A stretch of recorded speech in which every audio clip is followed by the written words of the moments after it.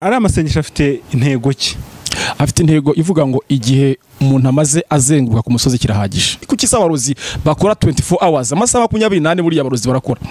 Abarozi barakora nta konji bafite, abapfumu barakora, abarangi barakora, ariko sinzi impamvu uyu munsi abakristo bihereza konji. Hari ibintu bigeze muri 7 shaka kubwira abantu Imana yambwiye izakora muri kuno kwezi kwa 10. Kandi ufite kwizera ari bubyaki. Hari abizeye barwayi barakira.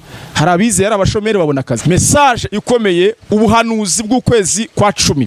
Kwezi kwa 10 twakugezemo turacyari mu matariki abanza. Niyo mpamvu ngusaba kugira ngo utega amatwi wumve iki Imana ivugana nawe muri ukwezi kwa 10. Nagira mbabwire ngo Imana iravuga. Imana iravuga nkuko ubona Imana yaguhaye nawe ururimi rwo kuvuga, buri Imana nayo iravuga. Hari ibintu bigeze muri 7 Imana ndi gusenga, kandi Imana yabimpaye muri aya masengesho ndimo y'iminsi 96. Niyo mpamvu babwira ngo bantu b'Imana ni mube maso mwumve iki Imana irimo ibwira itorero. Ndagira ngo dutangire, niba ufite ahantu wandike cyangwa se nimba wabitega amatwi byose ukabyumva ukabibika mu mutima wawe. Ikintu cya mbere Imana yambwiye Imana izakora muri kuno kwezi kwa 10. Hari umuririmbyi waririmbye aravuga ngo ku birenge byawe niho natabariwe tolebe salagro. Ibi ngibi nutabyizera undi arabicakira, undi arabifata. Ndimo ndabona umubare 100 uri gusiri ugasaba umwana w'umukobwa ntashobora kurambagizwa n'umusore, ubona buri gihe arambagizwa n'abagabo babyaye bafite abadamu n'abana. Cyo ni igisuzuguriro. Rero mu kwezi kwa 10 Imana yambwiye ngo igiye kurema. Imana igiye kurema. Iyo ubona abantu bajya kwiyahura se ukajya kubona ukabona umuntu azamutse etaje ari yahuye, uragira ngo se n'iki kiba cyabaye. Nagira nkubwire ngo ubwoko bwose bw'ukuboko kwa Farao kwari kukuri hejuru ni kuvunike. Imana ni kuvune.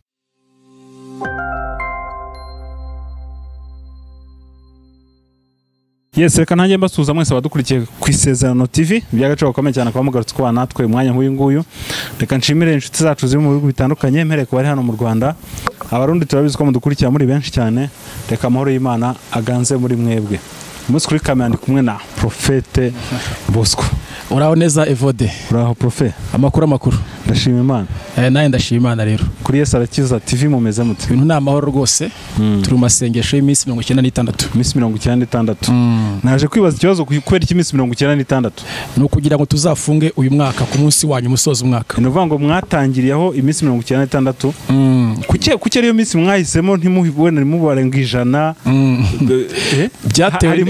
Byatewe n'igihe Imana yatubwiriye ngo dukore amasengesho. Okay. Tuyatangira tubaze dusanga bizagenda bihuriremo n'umwaka.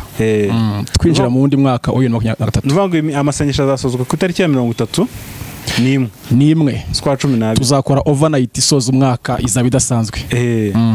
Nabonye amasengesho abari live kuri ISEZERANO TV ku bantu bifuza kuyakurikirana rwose amasengesho nako buri munsi rwose buri munsi 12 z'umugoroba dukora amasengesho mu buryo buri live kuri ISEZERANO TV. Yego. Ubwo reka nshishikariza abantu bagiye banyarukire ikaze rwose babashe kubana namwe muri ari amasengesho. Murakoze cyane Ivode. Ari amasengesho afite intego ki? Afite intego ivuga ngo igihe umuntu amaze azenguruka ku musozi kirahagije. Igihe umuntu azengurukiye kirahagije rwose. Imana imira cyambikisha abantu ibakura ku misozi iberekeza mu mashimwe kandi afatika. Ubuhamya burahari. Abantu batangiye kubona cyane rwose ubuhamya burahari.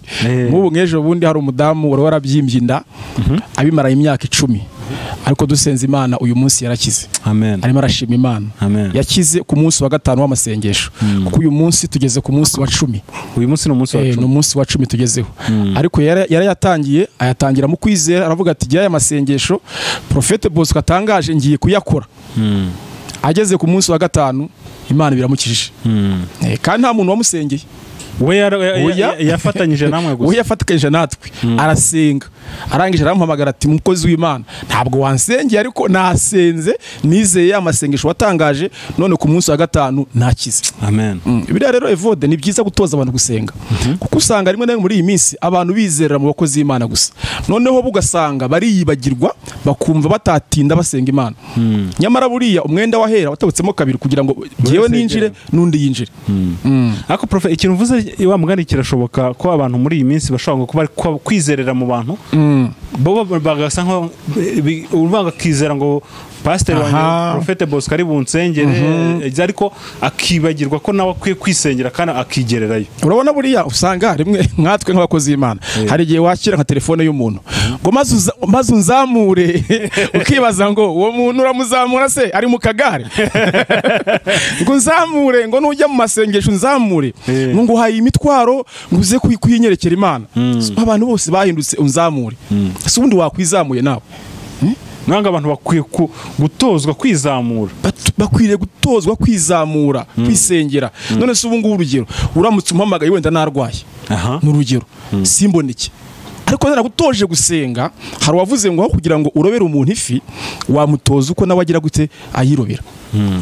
Niyo mpamvu rero ntekereza ko abantu bari gusenga ababifashe mu buryo buri serious bizabyarira umusaruro.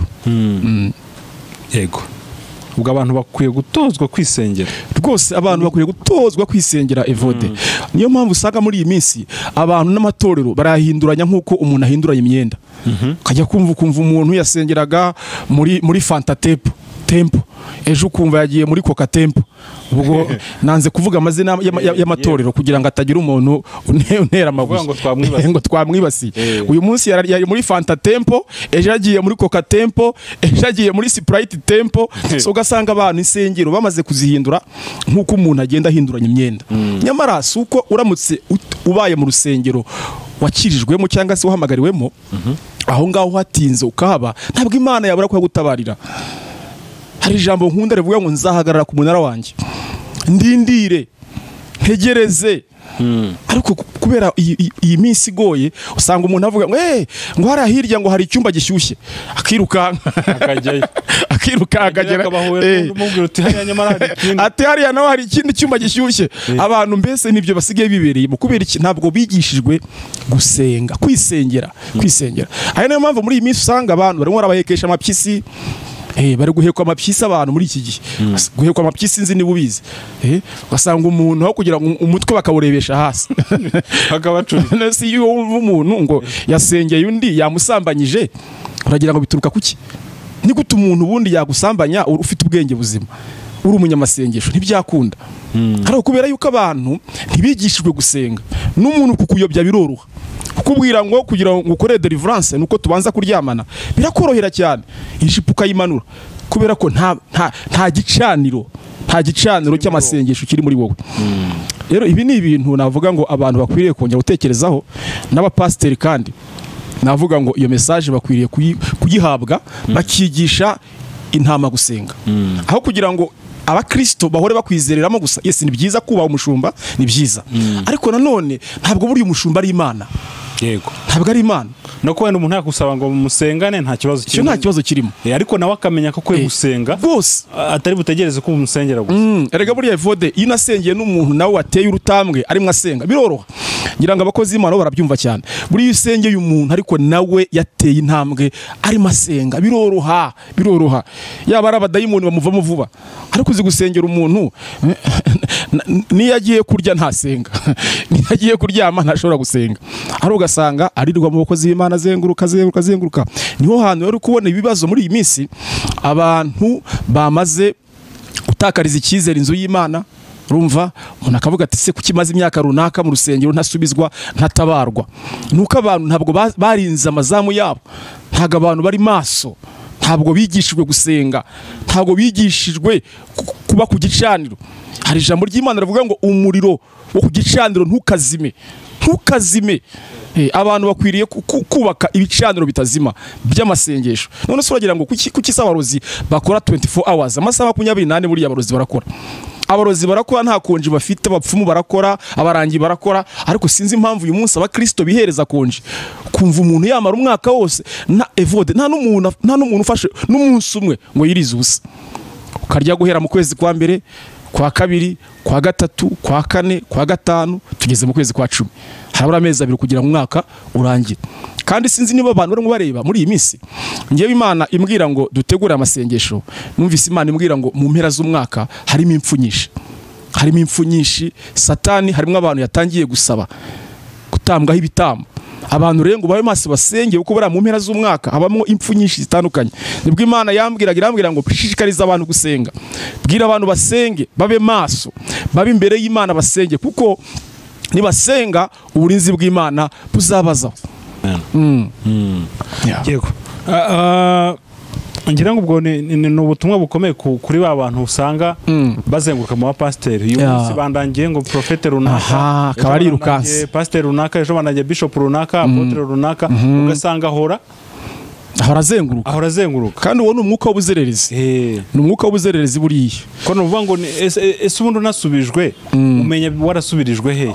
Umenya waratabariwe he? Ni nko gufata imiti ukajya kwa muganga bakaguha ibinini, ukajya mu muganga wa Kinyarwanda bakakuvura nawe ukajya ku mupfumu, ntabwo wamenya ahantu wakiriye. Cyose ntumenya n'icyana kwishe kurenza ikindi.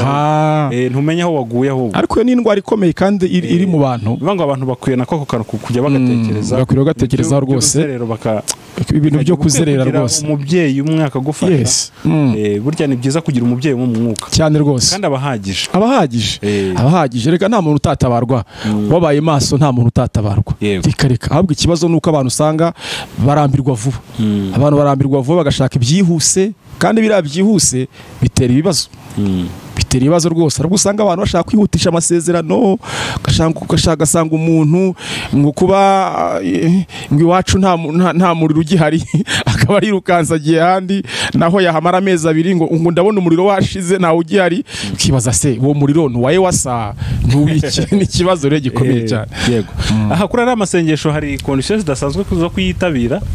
Uranabundi amasengesho hari ukuntu abantu bavuga bati ku manywa nta kintu turi bufate cyangwa iki, sinzi uko bitameze kugira ngo abantu tubasobanurire. Nibyo rwose, conditions zirahari cyane ariko zidakomeye, kubera ko ari amasengesho y'igihe kirekire twateguye muri ubu buryo. Ni ukuvuga ngo mu gitondo nta kintu cyo gufata, nta breakfast dufata, saa sita nta lunch. Ni ukuvuga ngo umuntu yemerewe kugira icyo afata saa 12 z'umugoroba. Yego. Z'umugoroba saa 12. Urumva ko ntabwo ari ibintu bikomeye cyane. Saa 12 z'umugoroba nibwo umuntu yemerewe kugira ikintu ashyira mu nda. Ariko andi masaha yose rwose nta kintu twemerewe kuba twashyira mu nda. Kandi nyamara ndabona Imana irimo idushoboza. Urabona sinsa nabi? Oya. Kandi ngeze ku munsi wa 10. Ahubwo ndabona urimo kubyibuha. Okay. Aha, profe urakoze cyane. Kwari kugira ngo nako kantu nyine abantu badukurikiye. Nibyo mukozi w'Imana ivuze. Ngize ko abantu bafatashanya nyine bagasengana. Nibyo. Twajya dusobanura nyine abantu babashe gukurikirana ari amasengesho. Murakoze cyane. Ndabizi udufitiye message y'ukwezi kwa 10. Aha sinzi message rwose irahari y'ukwezi kwa 10. Noneho ubu ngubu urumva no mu bihe byiza ndimo ndasenga. Ndagira ngo rwose abantu baze kuba maso, bitabire, bumve iki Imana irimo ivuga kuri ubu kwezi kwa 10. Buriya Evode, abantu bakwiriye kumenya neza ko buriya ibi bihe ducamo bya buri munsi dufite ubigenga ni nyiribihe.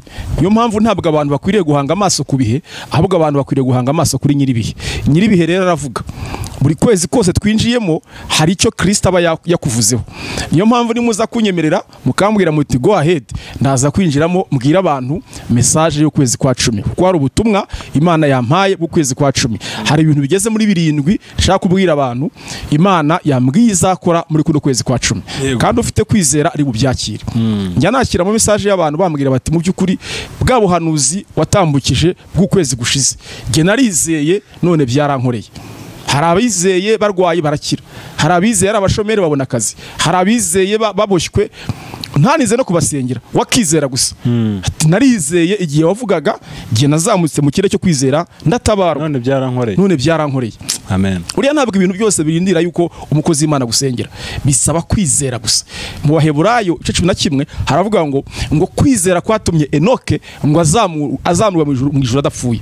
Kwizera kwatumye Mose yanga kuba kwa Farao, arabisiga bamutegura kuba umwami, arabisiga yemera kujya gucungura bene wabo. Kwizera kwatumye Aburahamu yemera gutanga umwana we w'ikinege Isaka. Ariko umurongo 6 havuga ngo ntibishoboka ko umuntu utizera anezeza Imana. Urumva rero abantu bizere, message ngiye gutambutsa abantu bizere. Nuza ko mu burenganzira ngo ninjiremo, ndashishikariza abantu kugira ngo bizere. Ngira ngo urabumpaye. Asante. Dusenga Imana rero kugira ngo twinjire muri aya masaha yo kumva iyi message yo kwezi kwa 10. Imana ituyoboye. Uri Imana ikomeye, uri Imana yo guhimbazwa, uri Imana ishobora byose. Ndagushimye Mukiza, ndagushimye Mana yacu ko wongeye kuduha umwanya nk'uyu nguyu, ibihe nk'ibi ngibi twari hashize igihe Mana tutaboneka hano ku Isezerano TV. Ariko ndabizi neza ko mwami iyi televiziyo yatangijwe nawe, kandi ukuboko kwawe kwiza kuzakomeza kuba kuri iyi televiziyo ndetse n'abayikurikirana bose. Ndasenze muri aya masaha, ndasenze muri uyu mwanya, nsengeye imitima y'aba bantu, nsengeye imitima y'ubwoko bwawe Mana. Ndabizi yuko abantu bariteguye kumva icyo ugiye kuvugana nabo muri ukwezi kwa 10. Ndasenze mu izina ry'umucunguzi wacu Yesu Kristo. Reka mwami andi majwi yose atavuga Imana ahunge agende, ahubwo mpaye ikaze ijwi ry'Imana. Ijwi ry'Imana niryo mpaye ikaze kugira ngo rize rivugane n'ubu bwoko bwawe Mana, rivugane n'abo bantu bawe Mana. Nzi yuko Mana ushobora byose kandi nta nikibasha kurogoya imigambi yawe. Ni mu izina ry'umucunguzi wanjye Yesu Kristo nsenze nizeye Mana shimwa, amen, amen. Bene data rero nababwiye ngo Imana yampaye ubutumwa bukomeye, message ikomeye, ubuhanuzi bw'ukwezi kwa 10. Ukwezi kwa 10 twakugezemo, turacyari mu matariki abanza. Niyo mpamvu ngusaba kugira ngo utege amatwi wumve icyo Imana ivugana nawe muri ukwezi kwa 10. Imana ishimwe cyane, Imana nihimbazwe. Ndagira mbabwire ngo Imana iravuga. Imana iravuga nk'uko ubona Imana yaguhaye nawe ururimi rwo kuvuga, buri Imana nayo iravuga. Nkuko Imana ubona yaguhaye amatwi yo kumvisha, Imana irumva. Imana ishimwe, Imana nihabwa icyubahiro. Buri Imana irumva kandi kanavuga. Ni byiza rero yuko abantu muri iki gihe bagomba kwitoza gutega amatwi kugira ngo bumve Imana, bumve ivugo y'Imana, bumve iby'Imana iri kuvuga, bumve amakuru Imana iri gutanga. Ibihe birimo biragenda bihindagurika, isi aho irimo igana ntabwo uhazi, ariko niwitoza gutega amatwi ijwi ry'Imana, Imana izakuyobora, Imana izaguha icyerekezo, Imana izaguha direction. Imana kandi ndabubwiza ukuri, ni umukozi w'umuhanga. Icyerekezo Imana iguhaye ntabwo wayoba. Buriya abantu muri iyi minsi impamvu bari kuyoba nuko batari kwemerera Imana kugira ngo ibayobore. Imana ishimwe cyane. Niyo mpamvu Dawidi yuzuye imbaraga z'umwuka wera. Ni mwuka wera yuzuye, ntabwo yari mu mubiri. Aravuga ngo Uwiteka ngo niwe mwungeri wanjye sinzakena. Yarazi neza ko Uwiteka namuhindukira umuyobozi, namuhindukira umwungeri, ntabwo azayoba. Imana ishimwe cyane. Abantu muri iyi minsi bari kuyoba kubera ko ntabwo bari kwemerera Imana kugira ngo ivugane nabo, ntabwo bari kwemerera Imana kugira ngo Imana ikorane nabo. Imana ikeneye gukorana nawe wa mukobwa we, Imana ikeneye gukorana nawe wa musore we, Imana ikeneye kukuyobora, kukwereka inzira, Imana ikeneye kuvugana nawe.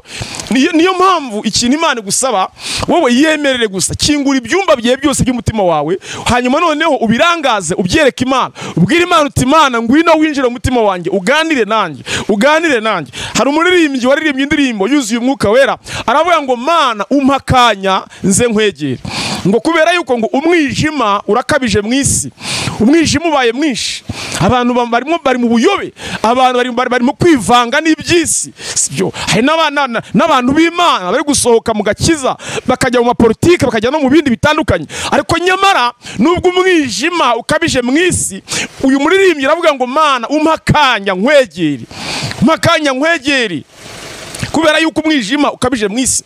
Rero reka mbabwire, ni muze twegerane n'Imana, twumve imvugo y'Imana, twumve icyo Imana irimo ivuga muri kuno kwezi kwa 10. Hari ibintu bigeze muri 7 Imana ndi gusenga, kandi Imana yabimpaye muri aya masengesho ndimo y'iminsi 96.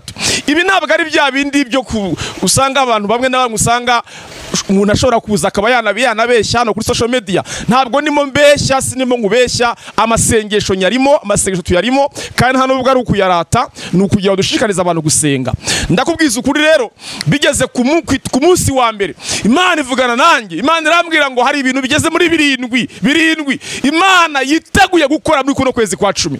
Niyo mpamvu babwira ngo bantu b'Imana ni mube maso, mwumve icyo Imana irimo ibwira itorero, mwumve icyo Imana irimo ibwira amatorero. Telegrame za la kotifo epa. Mana ishimwe, Mana nihabwa icyubahiro. Mana nishimwe, Mana nihimbazwe. Oh haleluya. Yesaya umuhanuzi w'Uwiteka Imana yeze kuba yavuga amagambo akomeye ndayakunda mu gitabo cya Yesaya ibice 50 uhereye ku murongo wa 7 yavuze amagambo akomeye avuga ko umwami Imana azantaba. Ngo nicyo gituma giyewe Yesaya ntazamwa ngo kuko nzi neza ko unsindishiriza ari hafi. Nagiye nkubwire ngo nukomeza guhanga amaso Imana, Imana iraza gutsindishiriza. Imana iri bugutsindishirize. Abantu muri iki gihe ubutumwa bwiza ntabwo bakibutega amatwi, usanga abantu bibereye mu bibanezeza gusa. Ariko nyamara iki nicyo gihe cyo kumva Imana, cyo kumva icyo Imana irimo ivugana n'itorero, cyo kumva icyo Imana iri kubwira itorero muri ibi bihe bisa nk'ibi ngibi. Imana ishimwe cyane rero kandi Imana ihimbazwe. Ndagira ngo dutangire, niba ufite ahantu wandike, cyangwa se nimba wabitega amatwi byose ukabyumva ukabibika mu mutima wawe. Dawidi yavuze amagambo akomeye avuga ngo Mana nabitse ijambo ryawe ndibika mu mutima ndaribika. Arongera avuga ngo Mana ijambo ryawe ngo nitabaza rimurikira ibirenge byanjye. Imana ishimwe cyane. Muri ijambo ry'Imana iyo uryizeye riguhindukira itabaza rirakumurikira. Ijambo ry'Imana ni umucyo. Nabwiye abantu babwira ngo ntabwo Imana iba inyuma y'amagambo y'abantu, ahubwo Imana iba inyuma y'ijambo ryayo. Imana ishimwe cyane. Kandi muri ijambo ry'Imana ririhuta cyane kurusha SMS, kurusha message. Umuntu ashobora kohereza undi SMS ari hano mu Rwanda akayohereza wenda urugero muri Australia nk'akarabyo SMS bigezeyo. Ariko nubwo ubona SMS yihuta, nubwo ubona message yihuta uyohereje umuntu, ntabwo message yihuta kurusha ijambo ry'Imana. Ijambo ry'Imana ririhuta cyane. Imana irema yakoresheje ijambo. Imana ishimwe cyane. Niyo mpamvu buriya n'abarozi iyo baturoga bakoresha ijambo, baratongera bakoresheje ijambo, bazi ubutware bw'ijambo. Niyo mpamvu n'abakristo muri iki gihe bakwiriye kumenya ububasha bw'ijambo ry'Imana, bakwiriye kumenya agaciro k'ijambo ry'Imana, kubera ko ijambo ry'Imana rimbabwiye ngo ririhuta cyane kurusha SMS. Ijambo ry'Imana ririhuta cyane kurusha message. Imana ishimwe cyane. Nkuko mubona message yihuta, ntabwo message yakwihuta kurusha ijambo ry'Imana. Ijambo ry'Imana nasomye ijambo rirambwira ngo Uwiteka Imana ngo ajye yohereza ijambo rye rigakiza indwara. Ngo Imana yohereza ijambo ryayo, rya jambo Imana yohereje rikagenda rigakiza indwara. Imana ishimwe cyane. Umuntu bari barasuzumye mu diabete ejo bakabona yakize. Wari ufite kanseri kubera ko yizeye ijambo ry'Imana, kanseri ikagenda. Wari ufite sida kubera ko yizeye ijambo ry'Imana, anywa ibinini yaranze kubivaho, ejo ukabona Imana iramukishije. Imana ishimwe cyane. Uwo baroze akabona Imana iramurogoye, akabona Imana iramuhembuye iramukishije kubera iki? Ko yizeye ijambo ry'Imana. Imana ishimwe cyane. Imana nihimbaza. Umva rero ikintu cya mbere Imana yambwiye Imana izakora muri kuno kwezi kwa 10. Hari umuririmbyi waririmbye aravuga ngo ku birenge byawe niho natabariwe, amarira nazanye ntabwo ariyo natanye we. Ku birenge byawe niho natabariwe, amarira nazanye ntabwo ariyo natanye we. Ku birenge byawe niho natabariwe, amarira nazanye ntabwo ariyo natanye we. Ku birenge byawe niho natabariwe, amarira nazanye ntabwo ariyo natahanye. Urumva iyo ndirimbo uyu muririmbyi yaririmbye ari mu mwuka wera, yuzuye mwuka wera, avuga ngo ku birenge byawe Mana ngo niho natabariwe. Kabiri ngo amarira nazanye ntabwo ariyo natahanye. Imana irambwira ngo muri kuno kwezi kwa 10 ibi bintu Imana yabimbwiye rutangiye ku munsi wa mbere muri aya masengesho y'iminsi 96. Ndi ku munsi wa mbere Imana irambwira ngo muri kuno kwezi kwa 10 ngo hariho abantu bagiye gutabarirwa ku birenge by'Imana. Ku birenge by'Imana. Uyu muririmbyi araremba aravuga ngo ku birenge byawe Ma niho natabariwe, ngo amarira nazanye ntabwo ariyo natahanye. Imana nuyizera, ni wizera Imana ishimwe cyane. Haleluya, haleluya. Izere uyihanga amaso ngo nibisigaye izabikora. Ngo izere Imana ngo uyihanga amaso nibisigaye izabikora. Ku birenge by'Imana. Iki ni ikintu cya mbere Imana yambwiye mu bintu bigeze muri 7 Imana izakora muri kuno kwezi kwa 10. Imana yambwiye ngo hari abantu bagiye gutabarirwa ku birenge byayo, ku birenge by'Imana. Ku birenge by'Imana abantu bagiye kuhatabarirwa. Imana ishimwe. Hari abakobwa bapfushije amakwa igihe kirekire bagiye gutabarirwa ku birenge by'Imana. Imana ishimwe cyane. Hari abantu ama business yabo yagiye apfapfana, yagiye apfa, nabyumva bamaze kubona ibihombo muri za business zabo. Imana yambwiye ngo ku birenge byayo niho mugiye kubona ibyapfuye byongera kuzuka. Yesu ageze kwa Marita na Mariya ngo musaza wabo Lazaro yari yapfuye, hanyuma Yesu ngo abwira Marita, aramubwira ngo humura witinya, wowe uyu munsi ni wizera urabona igitangaza cy'Imana. Marita ngo abwira Yesu, aramubwira ati mu by'ukuri mwigisha, yuza kubura ahanga ntabwo musaza wacu Lazaro yakabaye yapfuye, ndabizi ko azazuka. Yesu arababwira ati ntabwo ndimo mvuga iby'umuzuko, si iby'umuzuko ndimo mvuga, oya ntabwo ari iby'umuzuko, ndimo ndababwira yuko nimwizera murabona igitangaza cy'Imana. Hanyuma Yesu ngo atera intambwe yegera imbere, asanga ahantu Lazaro bari bamushyinguye, ngo byari bigeze ku munsi wa 4, Lazaro urabyumva yananutse, ariko Yesu aravuga ngo Lazaro sohoka, wari wapfuye arazuka. Izo ni imbaraga z'Imana. Imana ishimwe cya ku birenge by'Imana, ku birenge by'Imana n'ibyapfuye birazuka, ku birenge by'Imana ibyo abadayimoni bishe Imana yongera kubizura, ku birenge by'Imana business zapfuye zirongera zikazuka, ku birenge by'Imana abarwayi barakira, ku birenge by'Imana pelema kosifo ababana n'ubumuga bwo kutabona barabona, ku birenge by'Imana telema sefo Imana ikurwanira intambara uzi n'izo utazi, ku birenge by'Imana. Muri kuno kwezi kwa 10 ndagira ngo wizere Imana, wiringire Imana, ugiye gutabarirwa ku birenge by'Imana, ku birenge by'Imana. Imana ishimwe cya teka Imana yarambwiye ngo agiye gutabarira abantu be ku birenge by'Imana. Imana ishimwe cya birenge by'Uwiteka Imana mugiye kubitabarirwaho, birenge by'Imana ubigezeho ntabwo hapfira, ku birenge by'Imana ntabwo wahamwarira, ku birenge by'Imana. Niyo mpamvu ijambo ry'Imana mu gitabo cya Zaburi ya 25 n'umurongo wa 3 haravuga ngo siko bizaba kubategereza Uwiteka Imana. 2 ngo nta numwe uzakorwa n'isoni. 3 ngo kubera yuko ngo abantu bazakorwa n'isoni ngo nabazava mu masezerano y'Imana ari nta mpamvu, ariko abari mu Mana siko bizaba, nta numwe uzakorwa n'isoni. Reka mabwire ngo Imana nimbivuze ngo ku birenge byayo ugiye gutabarwa, ndagira ngo wizere ubutabazi bw'Imana, ndagira ngo wiringire ubutabazi bw'Imana, ndagira ngo amaso yawe yakure ku mwana w'umuntu. Ushobora kuba ufite ibintu bikugoye, ushobora kuba waragiye no kwa muganga bakakubwira ngo genda wigumire mu rugo, iyo ndwara urwaye ntabwo uzayikira.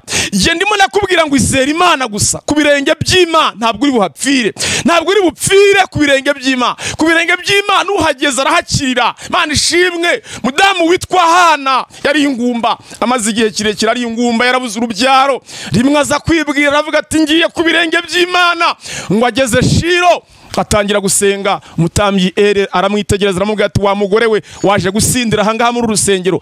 Hana aramubwira ati sinaje gusinda, ndi ku birenge by'Imana, ndimo nasuka amaganya yanjye ku birenge by'Imana. Nani ishimwe cyane. Umutambyi Ere ngo arangije abwira Hana, aramubwira ngo ugisohoka hano Imana iguha icyo umutima wawe ushaka. Iyo ugeze ku birenge by'Imana ntabwo uhapfira, ku birenge by'Imana ingumba zirabya, ku birenge by'Imana babuze urubyaro bararubona, ku birenge by'Imana telema kosifole bra abate we n'abarozi Imana ikangara abarozi kabirukana, ku birenge by'Imana tale gromeza la kosifole bras ateme salagro take trafo dremeza lako. Ndimo nabona umubare 100 usirikira mu maso yanjye, hari umubare 100 ndi kubona usirikira mu maso yanjye.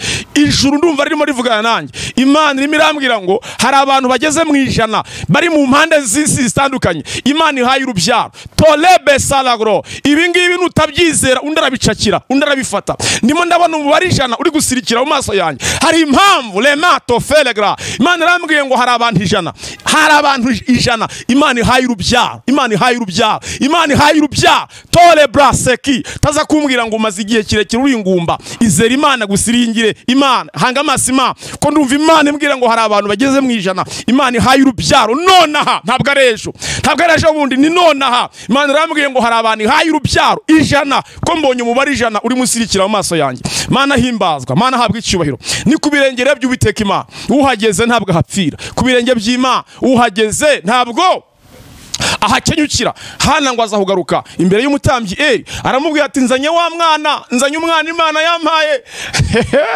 Aramubwira ati nige wa mugore, nige wa mugore wari ingumba, nige wa mugore wabuze urubyaro. Iyo watabariwe ku birenge by'Imana n'uwagusuzuguye ajya amenya neza ko Imana wise yari Imana ifatiga. Iyo watabariwe ku birenge by'Imana n'umurozi wakurogaga ajyaza akihana akavuga ngo narakuroze wanga gupfa, naguhaye iminsi mbona Imana ikongereye imyaka yo kubaho. Ndagira ngo nkubwire ngo iminsi abantu baguhaye yose yararangiye, nibarekera aho ngaho Imana ikore. Ugiye kubonera ineza y'Imana ku birenge by'Imana, ku birenge by'Imana niho ugiye gutabarirwa. Ngiki ikintu cya mbere Imana yambwiye. Imana irambwira ngo hari abantu bagiye gutabarirwa ku birenge by'Imana. Ijambo rihere riherekeza icyo kintu cya mbere urarisanga mu gitabo cya Zaburi ya 12 n'umurongo waho wa 6 haravuga ngo kubwo kunyagwa k'umunyamubabaro no gusuhuza umutima k'umukene ngo nonaha hajya Uwiteka Imana ndahaguruka ndaza gushyira mu mahoro umuntu wese bacuraga ingoni.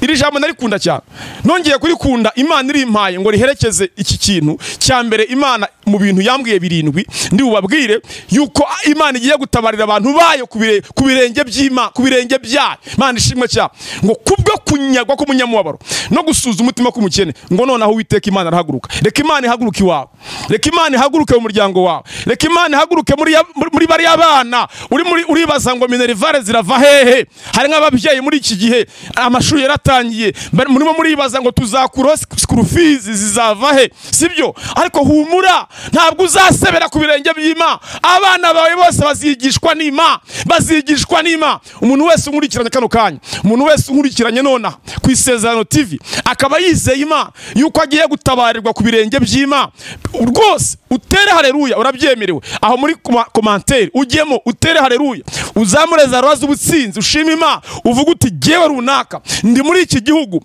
nizeye rino jambo umuhanuzi Bosco atambukije, nanjye ndizera yuko mu bantu bagiye gutabarirwa ku birenge by'Imana ndimo. Komeza uzamureza haleluya aho ngaho muri comment, genda aho bandikira commentaire ugiyemo utere haleluya, ushimira Imana yuko nawe utabariwe ku birenge by'Imana. Imana ishimwe cyane. Kintu cya kabiri Uwiteka Imana yambwiye, dofer les bras et gremeda c'est le gremetafo epakipa. Jambo ry'Imana ryarambwiye ngo hari bazaterana ngo ariko ngo nimba atari jewe Uwiteka Imana uzaba ubateranyije. Utwo tunama twabo twose ngo Uwiteka Imana azadusandaza. Imana yarambwiye ngo harimo abantu bamaze igihe barwanywa n'imbaraga batazi. Hari abagiye barwanywa n'imbaraga z'abakonikoni, hari abagiye barwanywa n'imbaraga z'abarozi, hari abagiye barwanywa n'imbaraga za nyabingi, hari abagiye barwanywa n'imbaraga z'abacwezi, z'abarangi. Kuko hano ku isi hari imyuka myinshi hakorera. Hari imyuka y'abamayikare, hari imyuka y'abaroze croix, hari imyuka y'abaframaso, hari imbaraga ni nyinshi zikorera kuri isi. Ariko nubwo zihari, ndashimira Imana yuko hari izindi mbaraga zimira izindi mbaraga. Izo ni imbaraga z'umucunguzi wanjye Yesu Kristo. Imana ishimwe cyane. Zageze ikuzimu zisanga Satani ikuzimu zimuzirikirayo. Yesu ngo ageze ikuzimu, ijambo ry'Imana mu gitabo cy'Abefeso ryarambwiye ngo uwamanutse hasi nawe wazamutse hejuru mu kirere. Uzi impamvu rivuga gutyo? Uwamanutse hasi ninde? Ni Kristo. Ngo amanutse hasi, amanutse ikuzimu, akingura ibituro by'abera, afata shitani amuzirikira ikuzimu, amwambura urufunguzo aruzamukana. Ngo muri icyo gihe habaye akarasisi Yerusalemu, harakarasisi Yerusalemu habaye akarasisi. Imana ishimwe cyane. Uza akarasisi kabaye akariko ngo abari bazutse bizeye Imana. Imana ishimwe cyane. Abantu baratangara, ese byagenze bite?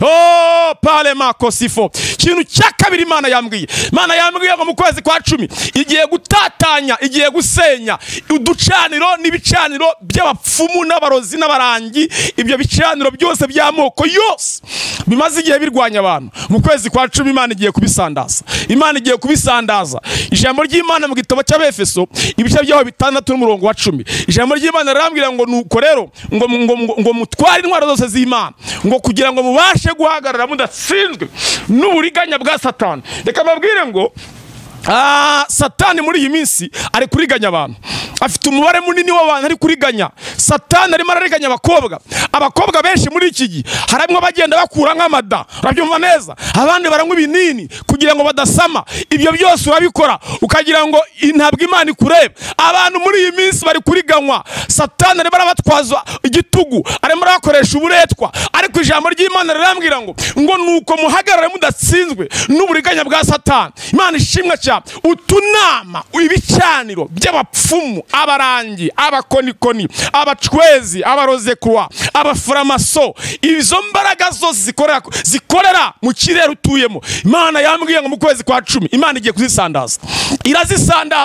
Irazisandaza. Taza kumbwira ngo barakuroze ngo umaze imyaka runaka wararozwe. Oya, kwizera ni nona. Izera Imana. Izo mbaraga bakurogesheje Imana yazitumura, Imana yazirukana zigasohoka bure zikagenda. Imana nishimwe cyane. Imana Imana ihimbaza. Uteka Imana yambwiye ngo delima atropese fo grameta kipre salagro bezafo. Imana yambwiye ngo igiye gusenya ibicaniro by'abapfumu n'abarangi n'abarozi kurwa. Abo bose bagiye gusenyuka basenywe n'imbaraga z'Imana. Imana ishimwe cyane. Niyo mpamvu Imana itanze ihumure mu buzima bwawe. Imana itanze ihumure. Imana itanze ihumure. Umuntu wese wizeye Imana yuko ibi bicaniro mbabwiye bisenyutse mu buzima bwe, bisenyutse.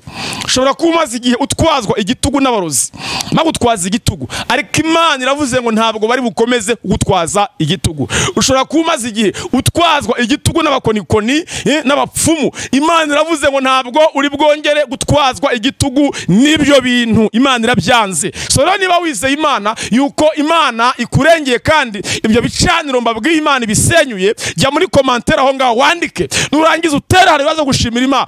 Shimira Imana uvuga uti Imana gushimira yuko umurozi wandogaga igicaniro cyuragisenye, umupfumu watwaye amazina yanjye kuyaroga kuyangiza usenya ibicaniro bye. Genda ubyatura gutyo, jya muri commentaire aho ngaho utera hari ushimira Imana uvuga uti ndashima Imana yuko ibicaniro byose byandwanyaga Imana ibisenye, Imana ibyubitse. Imana nishimwe cyane.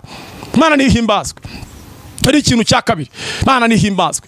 Ijambo riherekeza icyo kintu cya kabiri, Imana ishimwe cyane, ni ijambo riri mu gitabo cy'Abefeso ibice 6:10 maze kuri babwira ngo muhagarare mudatsinzwe n'uburiganya bwa Satani. Ku isi nababwiye yuko hari imbaraga nyinshi zitandukanye zihakorera, ariko ntabwo Imana ikeneye yuko izo mbaraga zigutwaza igitugu. No, hoya wikwemera yuko abakonikoni bagutwaza igitugu, wikwemera yuko abapfumu bagutwaza igitugu, wikwemera yuko wimukira umurozi. Ubundi buriya ntabwo umuntu yimukira umurozi. Umurozi agomba kwibwiriza akimuka. Nimba uri mu gace karimo umurozi, ntabwo ugomba kwimukira umurozi. Umurozi agomba kwibwiriza akimuka, kavuga ngo hano hantu hari igicaniro cy'Imana, hano hantu hari umunyamasengesho. Hari agace kamwe nigeze guturamo, ni hari Igasogi. Abantu bamwe wenda barahazi Igasogi. Hari umurozi wajyaga aroga abantu batangira kugenda bapfa. Noneho rimwe narimwe senga ku isaha y'isa 9, Imana irambwira ngo muri kano gace harimo umurozi. Imana irambwira ngo kandi uyu murozi natihana arapfa. Imana nishimwe cyane. Hanyuma ariko ngomeza gusenga, nkomeje gusenga ku isaha y'isa 9 z'ijoro, Imana irambwira ngo uwo murozi utuyemwe aho ngaho agiye kuzinga ibirago yimuka agende. Ntibyatinze kubera amasengesho umurozi arazinga aragenda, ntabwo abantu bongeye gupfa. Imana ishimwe cyane. Ntabwo umurozi rero ugomba kumwimukira, ahubwo umurozi agomba kwibwiriza akimuka. Imana ibaho umugisha cyane. Cyo ni ikintu cya kabiri. Ngeze ku kintu cya gatatu, Imana yambwiye, Imana ishimwe cyane, izakora mu kwezi kwa 10. Yo haleluya. Imana himbazwa, Imana habwa icyubahiro. Uri Imana ihambaye, uri Imana ikomeye, uri Imana yo gusingizwa, uri Imana yuzuye ubuntu n'urukundo. Ugira neza Mana bugaca bukira, nta yindi Imana ihwanye nawe. Izina ryawe rirakomeye, izina ryawe riratangaje. Tega amatwi wumve ikimana iri kubwira abantu bayo, ikimana iri kubwira ubwoko bwayo. Imana nishimwe cyane, Imana nihimbazwe. Ikintu cya gatatu Imana yambwiye izakora mu kwezi kwa 10. Ndimo nabwira abantu, reka namwe nongere mbibabwire. Imana nishimwe cyane, ni kubwira abantu babwira ngo ntabwo Imana ikora. Nabibwiye abantu ku cyumweru ndi mu materaniro yitwa Bahoka, ndi gusengera abantu, ndababwira ntabwo Imana ikora. Abantu barikanga bati bite, bati profeta ashobora kuba avangiwe. Ndonye nababwira ni Yesu ntakora. Abantu baravuga bati se bigenze bite, birashoboka yuko era profete Bosco avangiwe. Ndababwira ndeka bisubiremo, ntabwo Imana ikora, nta nubwo Yesu Kristo akora. Kubera iki? Ukora ni wowe. Wowe ni wowe ukora. Ni wowe ujya mu kazi ukavuga ngo ngiye gukora. Ntabwo Imana ikora, Imana irarema. Yesu Kristo ntakora, ararema. Imana ishimwe cyane. Yesu ararema. Ntabwo Imana ikora, irarema. Imana nishimwe cyane. Uzi impamvu? Ndaguha urugero. Ushobora kuba uri umushomeri uri aho ngaho ukavuga uti nkeneye ko Imana impa akazi, ariko reka nkubwize ukuri, imyanya yose y'akazi abantu bayicayemo bayirimo. Akazi ukeneye ntugire ngo hari abandi bakarimo, sibyo? Imyanya yose ukeneye kujyamo y'akazi bayirimo, abantu bayicayemo. Rero nubwira Imana ngo Mana akora, nta kintu kiri bube, ahubwo reka Imana ireme.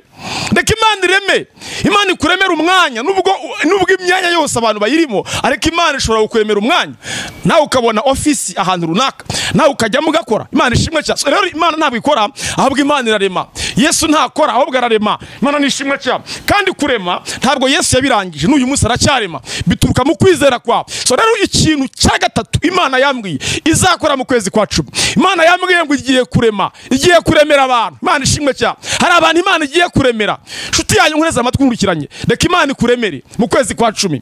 Imana ikuremere, ikuremere. Imana nishimwe cyane. Haleluya, haleluya. Uri umukobwa umaze iminsi wakira abagutereta n'abagabo babyaye bafite abana, uragira ngo si uwo mugabo aragutereta ngo gutware hehe, arakujyana he?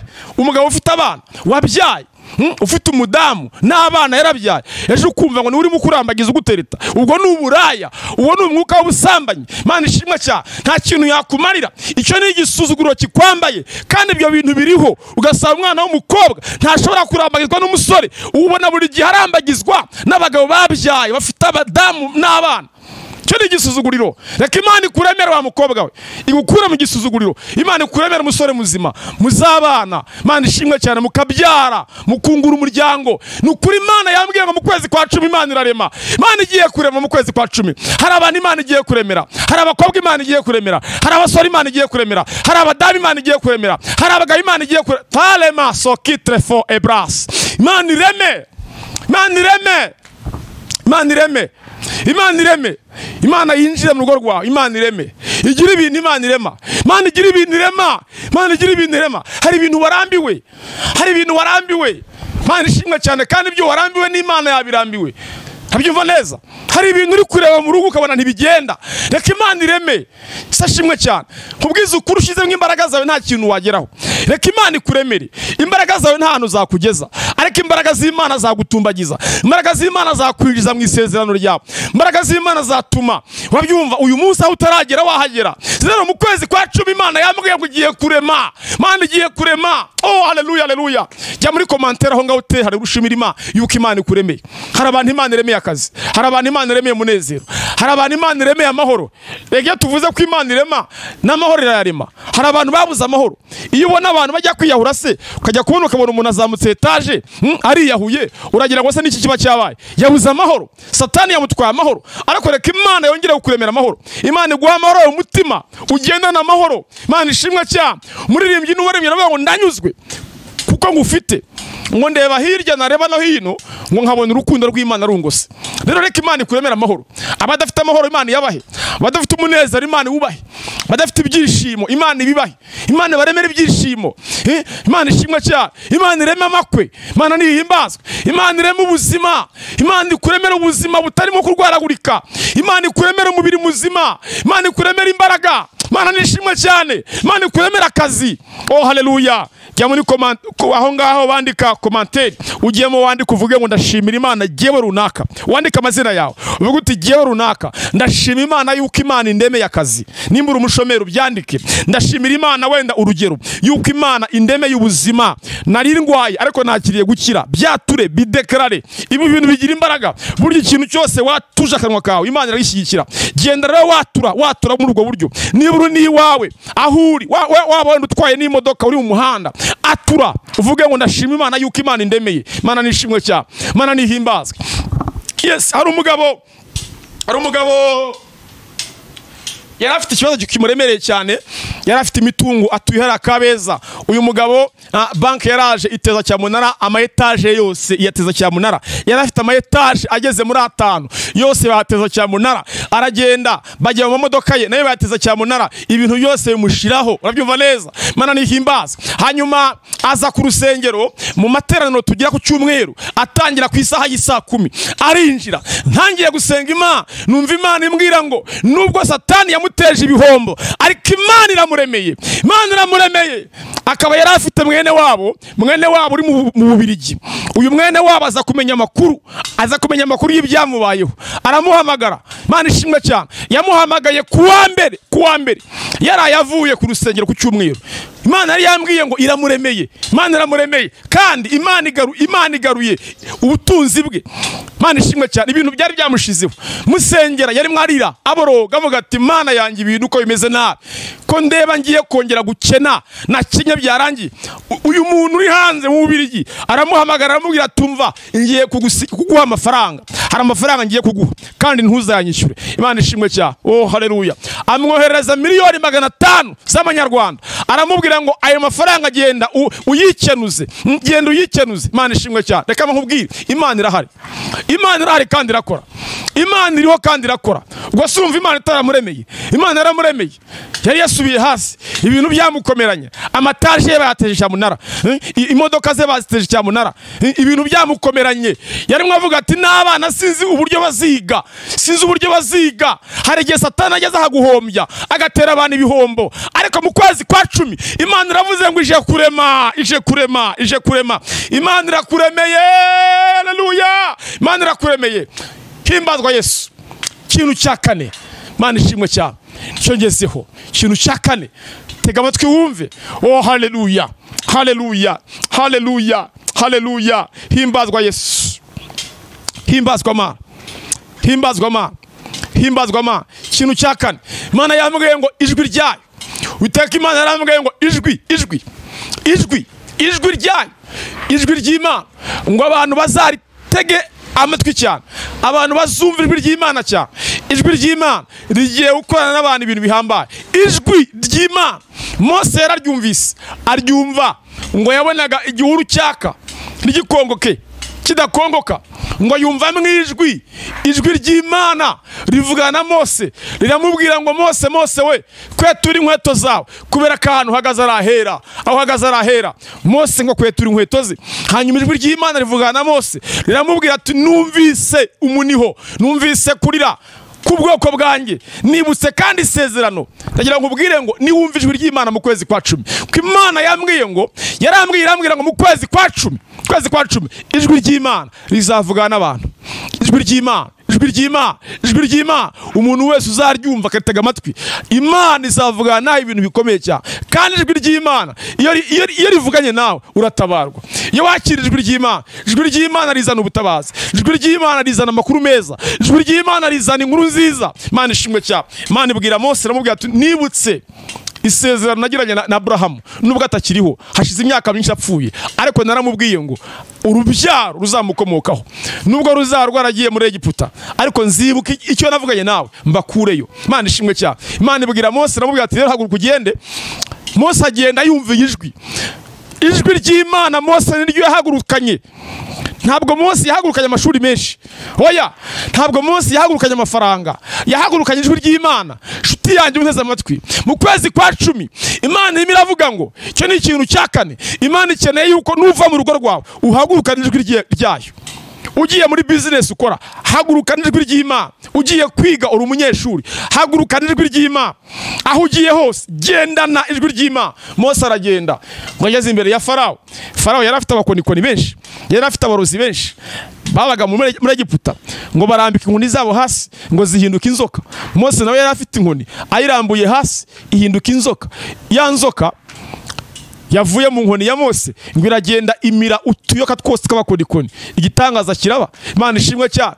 Nibwo byaje kuba yuko uwitwa Farawo yaje kurekura Abisirayeli, arabarekura baragenda. Imana ishimwe cyane. Ndagira ngo ubwire ngo ijwi ry'Imana nuryumvira mu kwezi kwa 10, ibyakumize birakuruka, icyakumize kirakuruka, icyagufatiriye ahantu kirakurekura, kirakurekura. Farawo arekura Abisirayeli, arabarekura, aravuga ngo ndabarekuye, nimugende mujye gutambira Imana yanyu, mujye kubaha Imana yanyu, ndabona ibi bintu binkomeranye. Abyumva neza. Uzi ikintu cyabaye, cyabiteye niki? Nuko Mose yumva ijwi ry'Imana.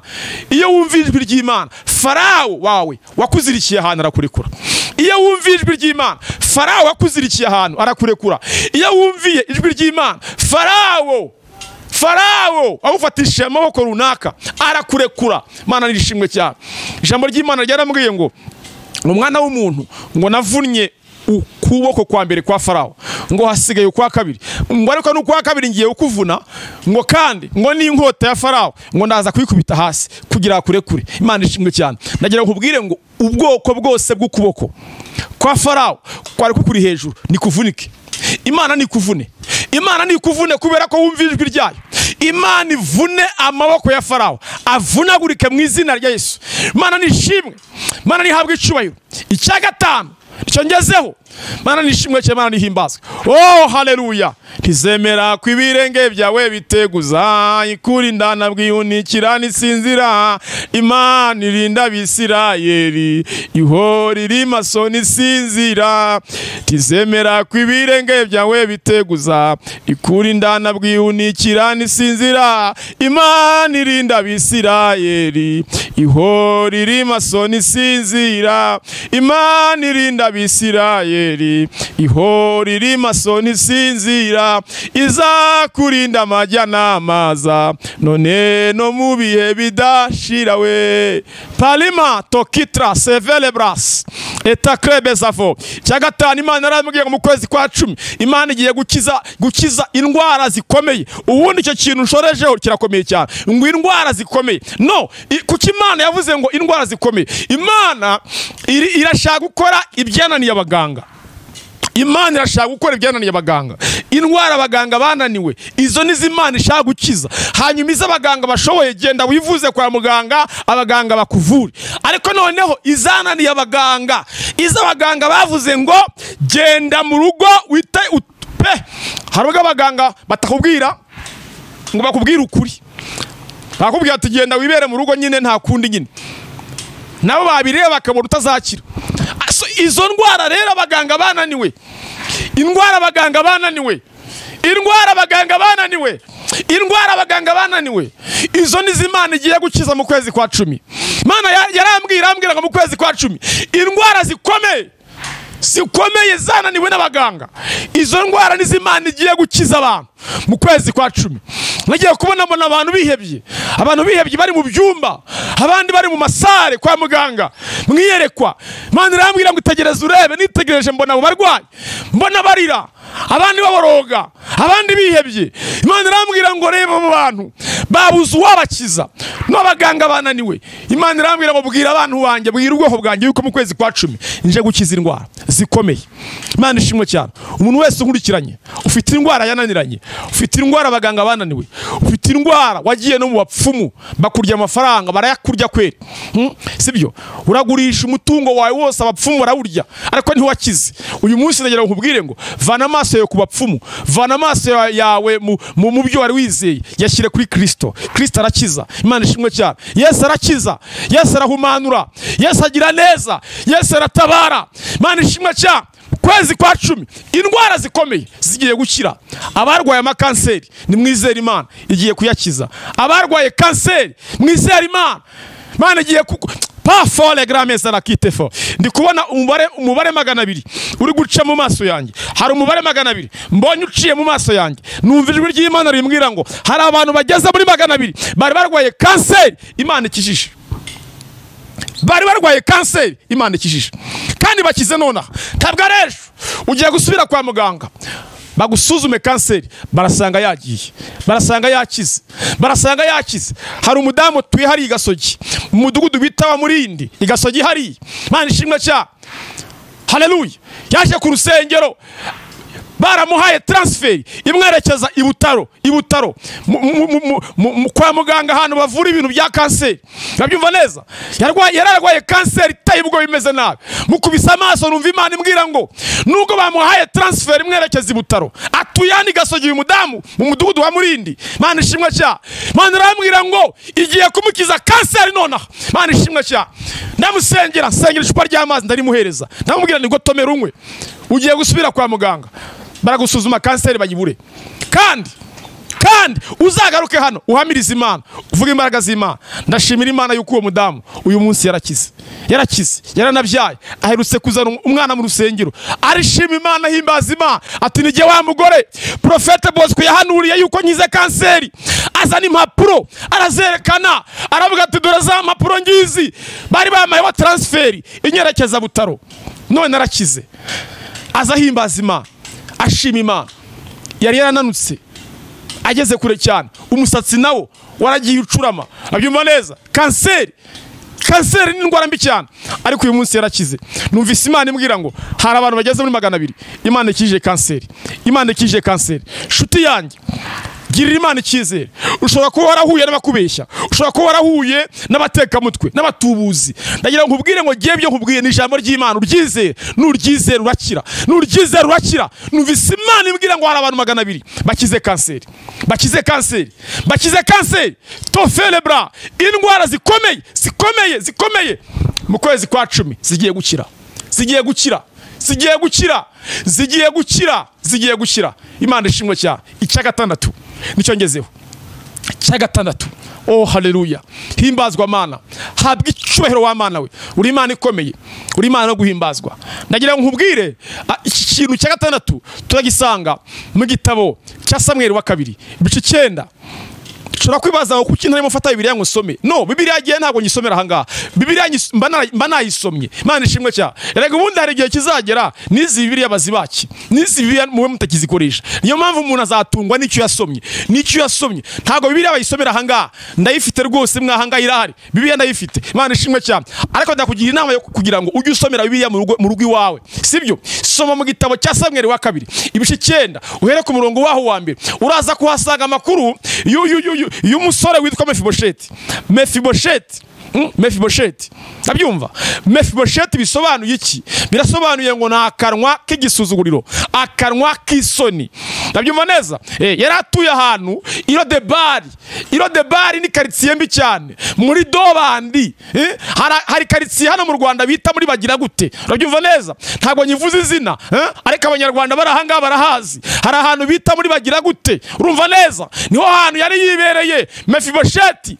Sawuli amaze gupfa, na Yonatani amaze gupfa, uyu mwana aragenda yibera muri iyo quartier Irodebari muri Dobandi, quartier mbi. Wahagutuza nawe ntabwo bari buhemere kuhatura, ariko kubera ubuzima, kubera ibibazo, Mefibosheti aragenda arahatura. Imana ishimwe cyane. Ndagira ngo nkubwire ngo hari ubuzima nawe urimo utanezera, utishimiye. Irodebari, wituriye Irodebari. Imana yarambwiye ngo hari abantu bituriye Irodebari, bibereye Irodebari, niho bibereye, niho batuye, bahamaze imyaka batuye Irodebari, bari mu buzima bw'Irodebari. Imana ishimwe cyane. Irodebari niho bibera, urabyumva? Niho bibera.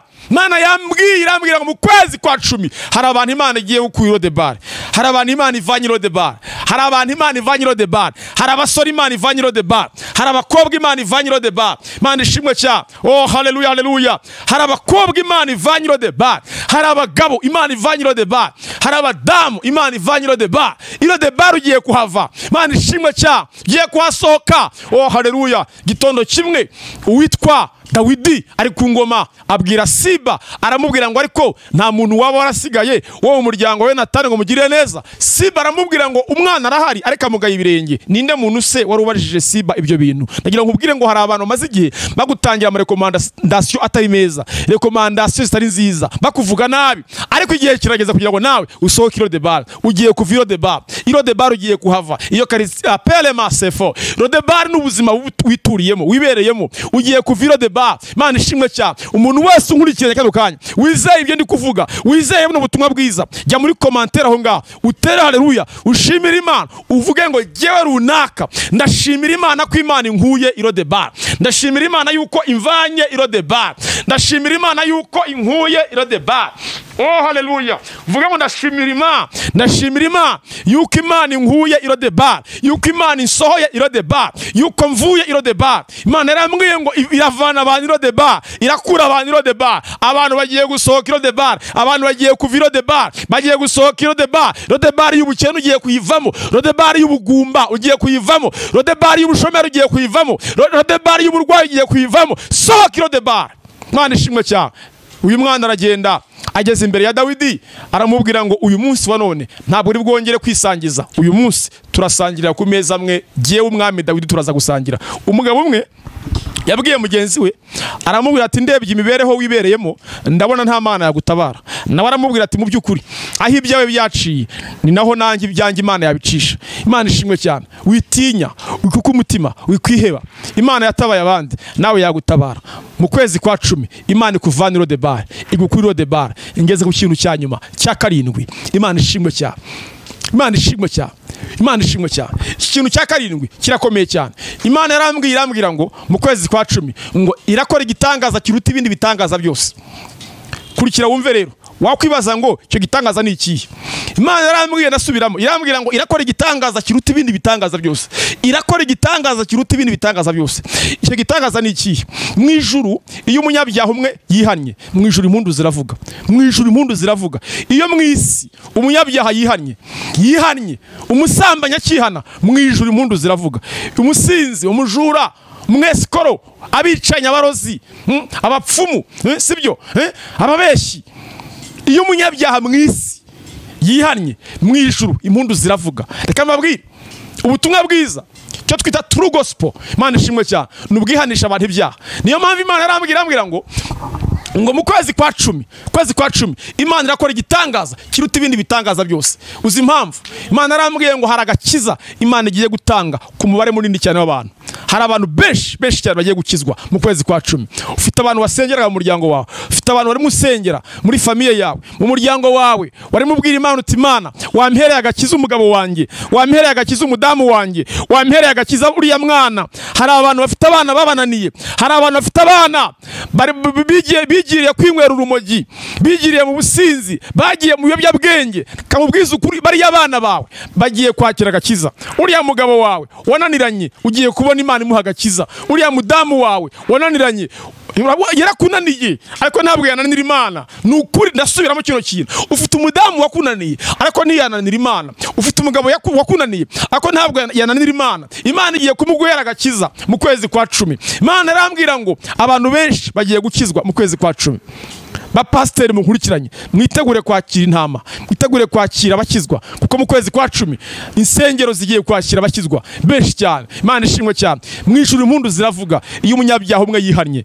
Mu ijuru impundu ziravuga, abakerubi baserafi bizima bine bikubita hasi bagahimbaza Imana bakaramya Imana. Ni Imana ubwayo iranezerwa iyo ibonye hari umunyabyaha ukijijwe. Imana ishimwe cyane. Niyo mpamvu Imana yambwiye mu kwezi kwa 10 irakora igitangaza kiruta ibindi bitangaza byose. Ni ukubona abanyabyaha bihana. Nshuti yanyu nkurikiranye, ndashoje. Nimba utarizera umwami Yesu, nimba utarizera umwami Yesu, ndasubiramo, nimba utarizera umwami Yesu, reka nawe kino gitangaza kiruta ibindi bitangaza bindi Imana ikigukorere. Amagambo ngiye kuvuga ugenda uyasubiramo, uvuga mu mwami Yesu, uhereye umunsi wa none ndakwiyeguriye mwami, umbere umwami n'umukiza, ucungura ubuzima bwanjye, ibyaha byose nagendeyemo ubimbabarire Mana, amazina yanjye Mana uyakure mu gitabo cyo kurimbuka, uyandike mu gitabo cy'ubugingo. Amen.